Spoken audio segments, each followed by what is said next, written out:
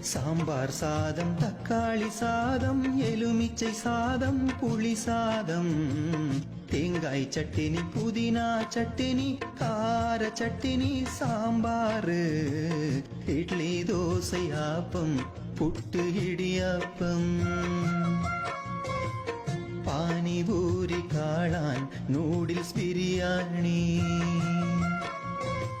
மசால் தோசை, சப்பாத்தி, பூரி, புரோட்டா, பொங்கல், ஊத்தப்பம், பஜ்ஜி, போண்டா, மெதுவடை, காரவடை, உண்ணியப்பம், கொழுக்கட்டை, omelette, மீன் குழம்பு, சோறு, ரசம், கோழிக்கறி, முட்டை குழம்பு, துவையல், ஆட்டுக்கால் சூப்பு.